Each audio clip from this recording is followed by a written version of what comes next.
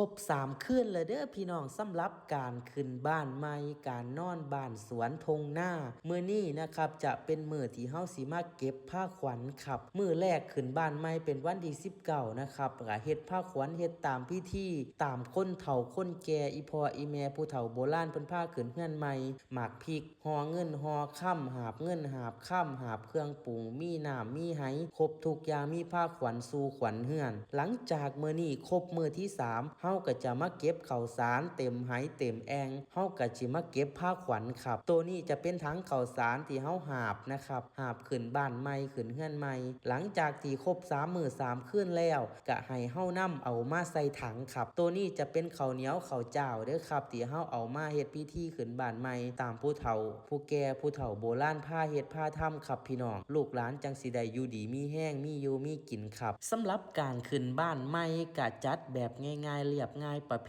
ณีโบราณอีพ่ออีแม่คุณตาคุณยายเฮานี่ล่ะครับผมก็ได้ไปหาผู้เฒ่าผู้แก่แถวบ้านมาให้เพิ่นผูกคอต่อแขนนะครับขึ้นเฮือนใหม่ให้ค้ำให้คูนมาค้ำมาคูนให้ลูกให้หลานครับคุณตาคุณยายก็พร้อมหน้าพร้อมตาเพราะว่าเป็นพี่เป็นน้องเพิ่นก็มารวมงานขึ้นเฮือนใหม่มีแต่พี่แต่น้องครับณเช้ามื้อนี้ก็ลูกสวยแน่จักหน่อยครับพี่น้องลูกประมาณ6 โมงเด้อเช้ามื้อนี้ก็ลูกมาเฮ็ดกิจวัตรประจำวันคือเก่าหั่นล่ะครับแต่ว่าผมหันบ่ได้ถ่ายลงให้พี่ให้น้องทุกๆมื้อนะครับหลังจากที่ผมบ่ได้ลงคลิปมา2-3 เดือนนะครับผมก็ยังกลับมาเฮ็ดกิจวัตรประจำวันมาเกลือเป็ดเกลือไก่เกลือหมูเกลือหมาอยู่ทงหน้านะครับแล้วก็ออกไปหาของป่าครับพี่น้องเช้ามื้อนี้มาเก็บอุปกรณ์มาเก็บผ้าขวัญมาเก็บไหเก็บแองนะครับน้ำที่เฮาเอาขึ้นเฮือนใหม่เฮาก็เอาลงมาโฮดเหงาใหม่นะครับผู้เฒ่าโบราณเพิ่นบอกเพิ่นพาเฮ็ดพาทำนั่นนะพี่น้องครับหลังจากที่เฮาเก็บผ้าขวัญแน่เก็บถังน้ำเก็บแองน้ำแน่นะครับตัวนี้ก็จะเป็นผ้าขวัญของคุณยายนะครับยายจิม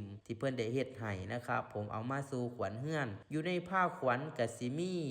ข้าวสารที่ห่อแล้วก็จะมีเทียนนะครับผมแล้วก็จะมีดอกลักแน่มีต้นกล้วยแน่นะครับผมหลังจากที่เฮาครบ3 มื้อ3 คืนที่เฮาขึ้นเฮือนใหม่เรียบร้อยแล้วเฮาก็ต้องนำข้าวสารที่เป็นห่อนั่นพี่น้องครับเอานึ่งแล้วก็เอาไปใส่บาตรครับผู้เฒ่าบ้านผมเพิ่นถือครับสิได้อยู่ดีมีแห้งสิได้มีเงินมีคำสุขภาพร่างกายแข็งแรงนั่นนะครับส่วนพวกดอกไม้แล้วก็พวกต้นกล้วยที่ผู้เฒ่าผู้แก่เพิ่นพับเฮ็ดผ้าขวัญให้เฮาอย่านำไปถิ่มเด้อพี่น้องครับให้นำไปไว้เงาไม้หรือไปวางไว้นะครับผมนำเงาไม้นำโคนต้นไม้ก็ได้ครับผมพี่น้องอันนี้แถวบ้านผมเพิ่นถือแนวนี้ครับหลังจากที่แล้วเวียกเก็บของเก็บอยู่เฮือนอยู่ซ่านเฮือนใหม่เรียบร้อยแล้วคลิปเมื่อวานนี้ผมไปขุดเบ้าให้พี่น้องได้ชมครับมื้อนี้ก็สิพาพี่พาน้องมานำเสนอและมานำเสนออาหารอีสานบ้านเฮามีกินปีละครั้งเท่านั้นเด้อพี่น้องก็คือแกงเบ้านั่นเองครับเมนูกับข้าวของป่ามีกินปีละเทื่อและหา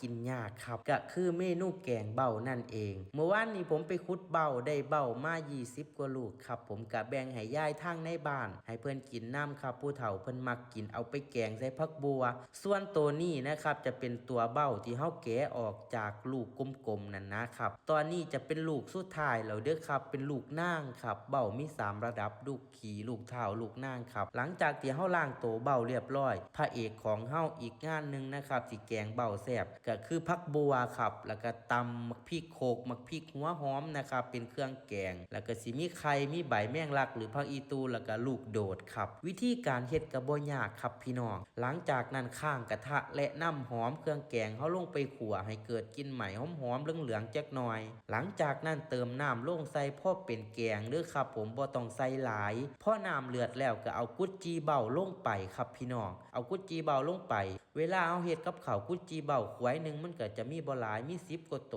ครอบครัวนึงก็จะมี3-4 คนกินมันก็สิบ่คู่กันให้เอาไข่มาตอกลงเพื่อเพิ่มความมากหรือเพิ่มความหลายของเมนูกับข้าวก็คือแกงเบาใส่ผักบัวใส่ไข่ครับพี่น้องหลังจากนั้นตบท้ายด้วยใบแมงลักหรือผักอีตูกินหอมทะลุจอเลยครับเตรียมโตมากินข้าวกับแกงเบาน้ำกันเด้อครับหลังจากที่เฮ็ดเวียกทางงานทางซ่านแล้วมื้อนี้ก็เฮ็ดกับข้าวสู่ครอบสู่ครัวกินครับเมนูมื้อนี้แม่น้องพาเพิ่นก็เคยซิมเพิ่นก็อยากนักขี้กระเดียมแน่จักหน่อยนะครับพี่น้องแกงเบาเพิ่นได้ซิมแล้วเพิ่นติดใจในฝีมือผมเลยครับพี่น้องเมนูกับข้าวมื้อนี้สำหรับการเว้าการจาหรือการแสดงในคลิปถ้ามันดูบ่ดีบ่ควรแนวใดผมก็กราบขอโทษขออภัยพี่น้องหลายๆเด้อครับ มื้อนี้พามาชมวิถีชีวิตนะครับพามาเก็บของอยู่งานอยู่ซ่านนะครับขึ้นงานใหม่แล้วหลังจากนั้นก็มานำเสนอการเฮ็ดกับข้าวสำหรับคลิปนี้ผมก็สิขอลาพี่น้องไปเพียงส่ำนี้ถ้าผมเฮ็ดบ่ดีบ่ควรอยู่ในคลิปแนวใดพี่น้องก็ซอยติซอยส้มในเด้อครับฝากติดตามมื้ออื่นว่าผมสิได้หยังมาฝากพี่น้อง